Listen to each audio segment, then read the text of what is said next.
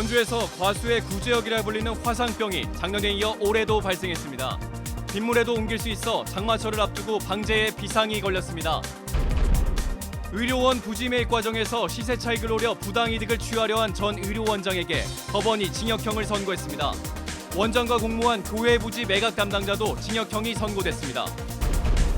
평창 동계올림픽이 평화올림픽이라는 정치적인 성과는 거뒀지만 경기장 활용 등 후속 조치는 여전히 미흡합니다. 강원도는 올해에만 올림픽 시설의 운영 적자를 메우는데 40억 원의 예산을 책정했습니다. 강릉 동해 속초에 이어 고성, 양양, 삼척 지역의 해수욕장들이 일제히 개장했습니다. 피서객 2천만 명의 유치가 강원도의 목표입니다.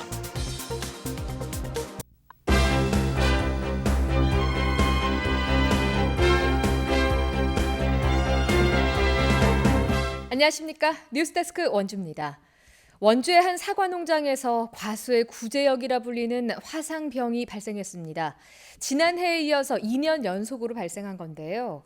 빗물에도 옮길 수가 있어서 장마철을 앞두고 확산 우려가 커지고 있습니다. 보도에 조성식 기자입니다. 원주의 한 사과 농장. 사과가 한창 연그러가는 나무들을 그대로 뽑아내기 위해 지주대를 제거하는 작업이 시작됐습니다. 올해 도내 처음으로 원주에서 과수화상병이 확인됐습니다. 지난 3일 의심목 5그루가 발견돼 정밀조사를 벌인 결과 화상병 확진 판정을 받은 겁니다. 과수화상병이 발생하면서 이곳 농장에 있는 960여 그루의 사과나무를 모두 매몰 처리해야 합니다. 수확을 한 달여 앞두고 10년 동안 기른 나무를 베내야 하는 농가는 깊은 시름에 빠졌습니다. 이제 한 달밖에 안 남았는데 사람이 매가리가 하나도 없어. 사과 저쪽은 엄청 좋은데 올해. 과수화상병은 나뭇잎과 줄기, 열매가 검게 타들어가는 세균병으로 한 번 걸리면 치료가 불가능하고 전염력도 매우 강합니다.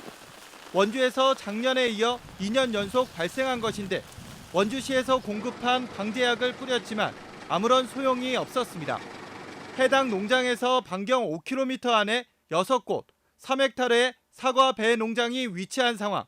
아직 정확한 감염 경로를 파악하지 못하고 있으며 벌이나 사람뿐 아니라 물에 의해서도 전염될 수 있어 확산에 대한 우려가 높습니다. 과수 화상병 그 추가 확산 방지를 위해서 신속한 매몰 처리를 하도록 하겠고요. 과원 인근의 5km 반경에 있는 과원을 정밀 예찰을 강화하도록. 방제 노력에도 불구하고 2년 연속 과수화상병이 발생한 데다 비가 자주 내리는 장마철이 이어지고 있어 방역 당국에 초비상이 걸렸습니다. MBC 뉴스 조성식입니다. 의료원 부지 매입 과정에서 시세 차익을 노려서 부당 이득을 취하려 한 전 의료원장에게 법원이 징역형을 선고했습니다. 공직자로서 업무상 알게 된 비밀을 사적으로 이용한 점이 공무 집행의 공정성과 투명성을 심각하게 해쳤다고 판단한 겁니다. 권기만 기자입니다. 법원이 전 원주의료원장 A씨에게 부패방지법 위반 혐의로 징역 10개월, 집행유예 2년을 선고했습니다. 의료원이 주차장 부지를 매입하는 과정에서 의료원과 새 주차장 부지 사이에 있는 이른바 노른자 윗땅을 사들여 시세 차익을 노렸다는 판단입니다. 지난 2017년 11월 당시 의료원장이었던 A씨는 부지를 소유한 모교회 관리위원장 B씨에게 토지 중 일부를 매입해두면 땅값도 오르고 월세도 받을 수 있어 함께 매수하자는 제안을 했고 각각 손자와 딸의 명의로 81제곱미터씩을 매입했습니다. 법원은 공직자로서 업무 처리 중 알게 된 비밀을 이용하여 개인적 이익을 취했고 공무집행의 투명성과 공정성, 사회적 신뢰가 훼손됐다며 A씨와 B씨에게 모두 징역형을 선고했습니다.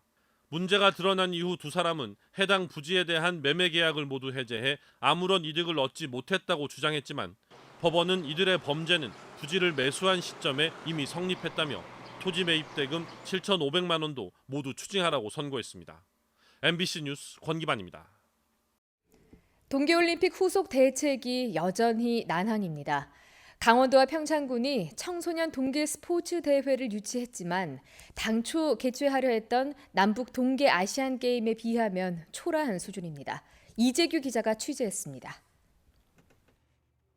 강원도가 2021년 국제 청소년 동계 스포츠 대회를 유치했습니다. 당초 계획이었던 남북 동계 아시안 게임 유치가 지난 5월 대한체육회 문턱을 넘지 못하고 무산되며 부랴부랴 대회 유치를 한 결과입니다. 20개 나라 12살에서 15살 사이 청소년 선수 1000여 명이 출전할 것으로 보입니다. 이번 대회가 청소년들을 대상으로 하다 보니까 참가하는 학생들의 학부모들이 동반을 많이 기대하게 됩니다. 그러다 보면 지역 경제의 파급 효과도 상당할 것으로 예상됩니다. 하지만 이 대회는 정부 승인이 필요 없는 대회로 대회 예산이 20억 원 정도에 불과합니다. 동계 아시안게임 예산 800억 원에 비하면 2.5%에 불과한 수준입니다. 국비 지원이 필요한 동계올림픽 경기장 3곳에 대한 후속 대책도 강원도 기대에 못 미치고 있습니다. 강원도는 강릉 스피드 스케이트장과 아이스하키 경기장, 평창 슬라이딩 센터 등 3개 경기장 운영을 위한 국비 지원금으로 28억 원을 요구했습니다. 하지만 용역 결과 정부 지원금은 10억 원에서 20억 원 사이에 머물 것으로 예상됩니다. 국비 지원이 충분하지 못할 경우 내년에도 그 차액을 도비로 충당해야 할 가능성이 높습니다. 강원도는 올해 이들 3곳 시설 운영 적자를 메우기 위해 40억 원의 예산을 책정했습니다. 평화올림픽이라는 정치적 성과는 거뒀지만 경기장 활용 등 경제적 성과는 기대에 못 미친다는 평가가 나오는 이유입니다. 뾰족한 대안이 없는 강원도의 고민이 점점 더 깊어지고 있습니다. MBC 뉴스 이재규입니다. 강릉, 속초, 동해에 이어 오늘 고성, 양양, 삼척 지역의 해수욕장들이 일제히 개장했습니다. 강원도는 한 건의 사고 없이 피서객 2천만 명을 유치하는 것을 목표로 하고 있습니다. 황병춘 기자입니다. 양양의 대표 해수욕장인 낙산 해수욕장이 피서객 맞이에 들어갔습니다.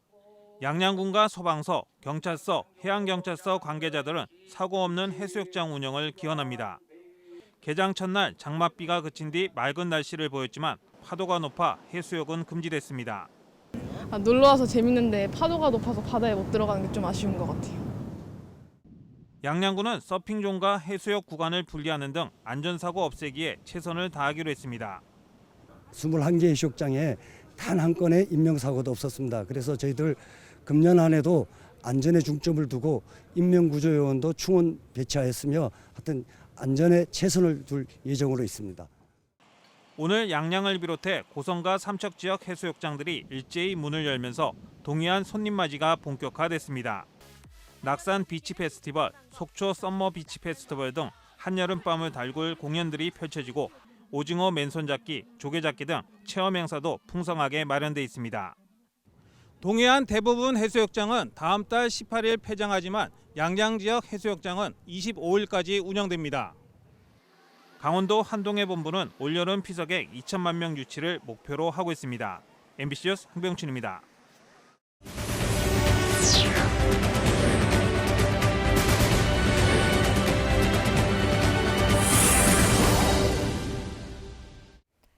강원 도내 자영업자 10명 중 8명은 종업원 없이 혼자 일하는 것으로 나타났습니다.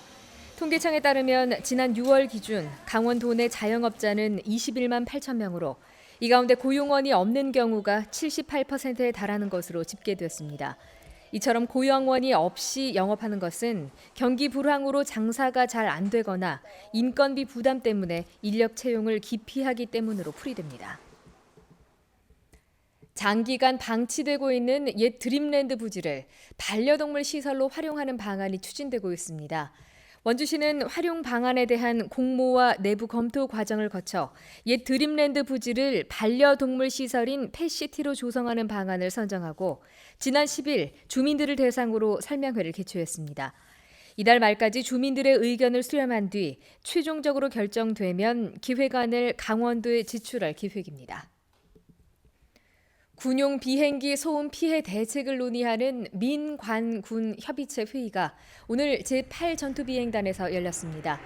이번 회의에서 직접적인 소음 피해 당사자인 횡성읍 주민과 횡성군은 블랙 이글의 이전을 요구했지만 제8전투비행단은 훈련 장소를 변경하는 등 비행 훈련을 최소화하겠다며 이전 불가 입장을 밝혔습니다.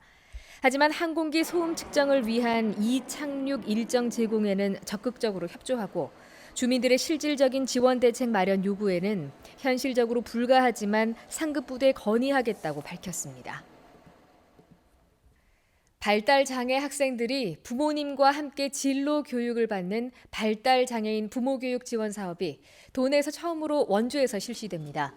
원주시 장애인 부모연대는 올해 보건복지부 사업에 선정돼 원주 지역 발달장애 청소년과 부모 40명을 모집해 오늘부터 진료 교육을 실시했습니다.